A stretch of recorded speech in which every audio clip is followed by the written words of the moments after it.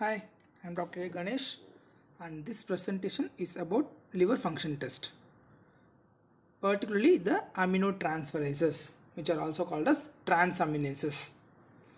We will be dealing with only the AST and ALT levels.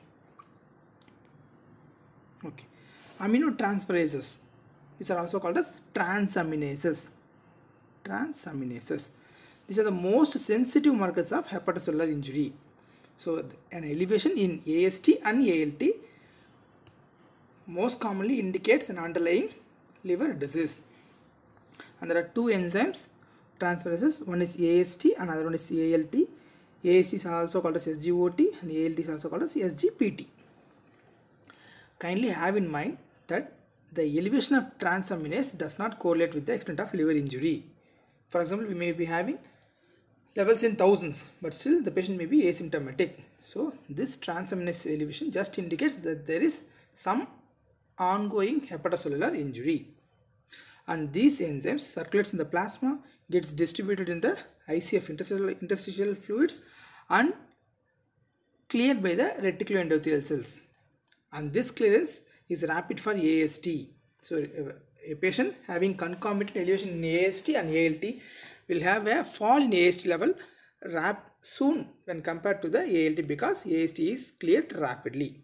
So as far as this slide is concerned, you have to just have in mind that AST is also called as SGOT and ALT is called as SGPT.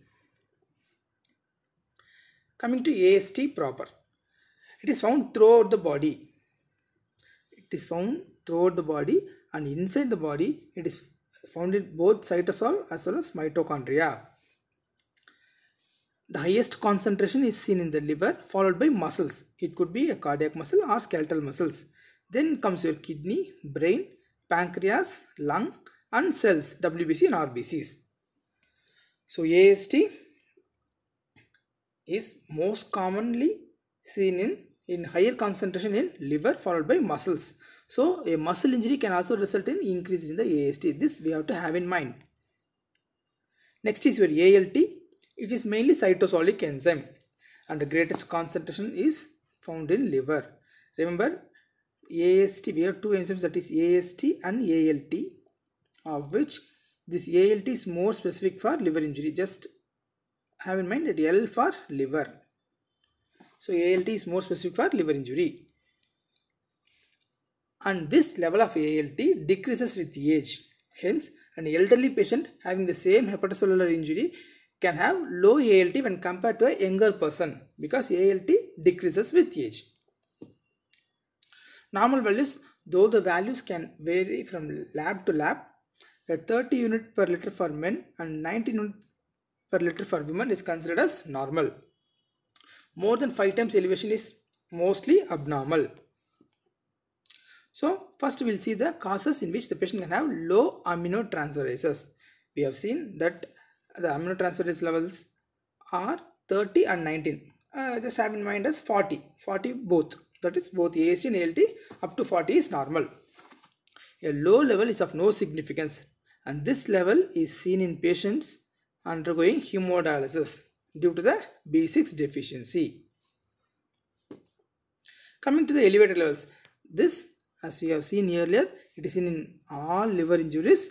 Up to 300 units is seen in most of the liver injuries. But whenever you come across any patient with SGOT and SGPT levels more than 1000, you have to suspect these causes. The most common 3 causes are viral hepatitis, drug-induced hepatitis and ischemic hepatitis. These are the 3 most common causes for liver injury where you can have transaminase elevation more than 1000. And the less common causes are acute Budd-Chiari syndrome, fulminant Wilson disease and acute obstruction of biliary tree. This you have to remember, because we know that any obstructive process will result in elevation of the ALP, that is alkaline phosphatase. But in the case of acute obstruction to the biliary tree, you can have elevated levels of AST and ALT also. So this is a tableau column showing the causes for AST and ALT elevation, and this slide shows the condition where the patient will have elevated ALT when compared to AST. We know that ALT is specific for AL, L for liver. So most of this will be concerned with the liver disease, like alpha-1 antitrypsin deficiency, autoimmune hepatitis, viral hepatitis, hemochromatosis, steatosis, Wilson's disease. And remember these two non-hepatic conditions, celiac disease and hyperthyroidism. These two can cause elevated AST ALT level, and in these two conditions the ALT will be elevated more than compared to the AST. And these are the conditions where you can get more than 1000 units. That is acute bile duct obstruction, as we have seen earlier, acute Budd-Chiari syndrome, acute viral hepatitis, autoimmune hepatitis, drugs, and ischemic hepatitis. So all these mostly are concerned with liver disease, except two non-hepatic conditions, celiac disease and hyperthyroidism. And this slide shows the condition where you can get elevated aminotransferases, but in these conditions the AST will be elevated more when compared to the ALT. So AST, we know, apart from liver, it is seen in the muscle. So acute rhabdomyolysis can cause elevation in the AST levels. And remember, AST ALT level will be more than 2 in case of alcoholic liver disease. This we have seen in our theory classes. This is because of the deficiency of pyridoxal 5-phosphate.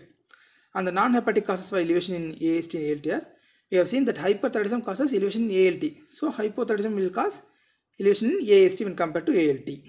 And other conditions like myopathies and strenuous exercise. So there is a terminology called AST-ALT ratio. This is particularly useful in diagnosing alcoholic liver disease, because in alcoholic liver disease the ratio will be more than 2.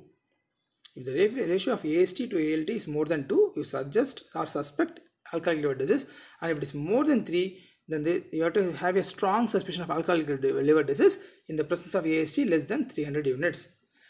And this difference is due to the deficiency of pyridoxal 5-phosphate, which is needed for the synthesis of ALT. In muscle injuries also the ratio can be more than 3:1, but it returns to baseline, that is 1:1 very soon, because of the shorter life of AST. So how to approach? Whenever you come across any patient with elevated transaminases, just repeat the test once again to confirm that the patient has elevated values. Then ask for a detailed history regarding the medicine and substance abuse, particularly alcohol.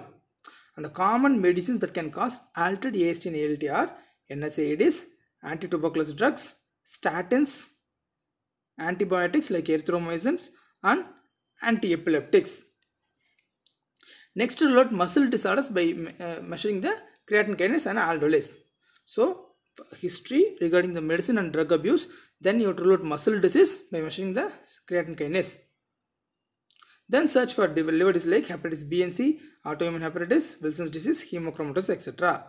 And suspect Wilson if the patient is less than 40 years. If all are negative, then you have to search for the alpha-1 antitrypsin deficiency, a rare disease, and finally rule out the celiac disease and thyroid disease. If still you are unclear, plan a biopsy. And this is the flowchart depicting the approach to patient with elevated AST and ALT levels.